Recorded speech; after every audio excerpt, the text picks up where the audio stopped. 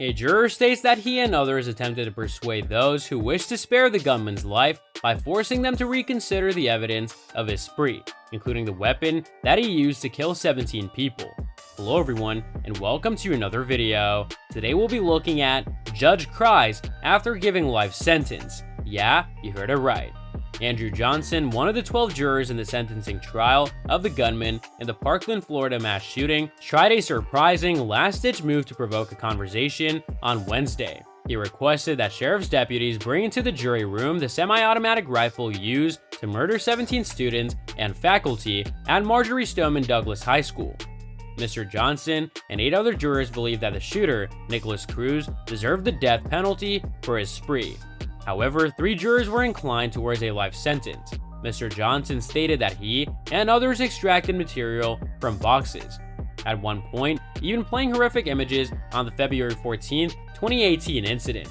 To persuade the jurors to support life, they aired on Thursday. A jury of 7 men and 5 women ruled that Mr. Cruz, 24, should spend the rest of his life in prison without parole.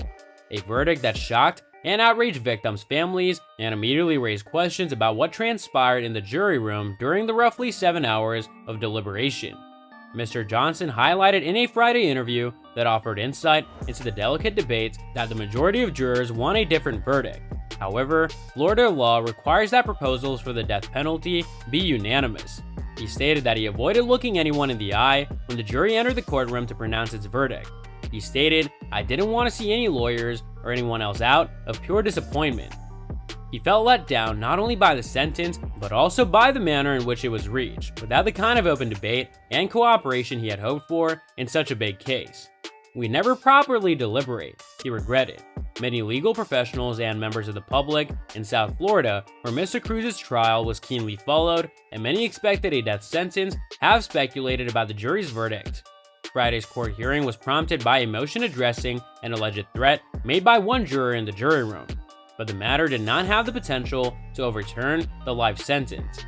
Judge Elizabeth A. Shearer informed attorneys on Friday that another juror, Jimmy Benbow, had attempted to gain her attention before and after the decision was read, hours before this complaint was filed with prosecutors. He had requested a complaint form, which she assumed was for something harmless like courthouse parking.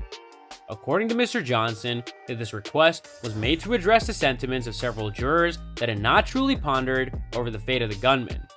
Friday, via telephone, Mr. Benbow declined to speak. Mr. Johnson, a 39-year-old computer technician for Miami International Airport, stated that the discussions had begun satisfactorily. He stated that the first vote revealed that some jurors wanted a death sentence, some favored a life term, and perhaps 4 were uncertain. Then, they engaged in what he regarded as a helpful discussion regarding how to assess the aggravating reasons offered by prosecutors to support the death penalty and the mitigating circumstances presented by defense attorneys to demonstrate the gunman's disturbed background. His biological mother drank heavily during her pregnancy, and his adoptive mother got overwhelmed by his developmental disabilities and violent conduct, according to the gunman's attorneys. Mr. Johnson stated that a jury soon expressed unequivocally that she could not condemn to death someone that she believed to be mentally ill. Thursday, jury foreman Benjamin Thomas provided a similar story to a local news station. "When you know that one person says, 'This is going to be my choice and I'm not going to change it,' and that one choice means we're done, that basically kills the morale," Mr. Johnson said on Friday. By Wednesday afternoon, jurors knew that they were at an entrenched 9-3 split. Mr. Johnson made a calculated move. He asked for the gun to be brought in. "We said, okay, let's not turn this in so early, even though one person basically affects the whole thing," Mr. Johnson said of the jury's recommendation. "We're going to the hotel to sleep on it. Maybe there will be in the morning the kind of collaborative work and communication that we had at the beginning of the day." The panel, which was sequestered at an undisclosed location without access to electronics, had dinner at an Italian restaurant. He felt anxious and slept fitfully. "Not knowing how the next day was going to play out was not easy," he said. The gun awaited jurors in the jury room on Thursday morning, but it did not change any minds. The panel had reached a decision. Tension mounted, Mr. Johnson said. "You had a lot of tears, a lot of frustration on everyone's face," he said. "It became very silent. As they filed into the jury box of the packed and hushed courtroom, Mr. Johnson saw Mr. Benbow try to get the judge's attention.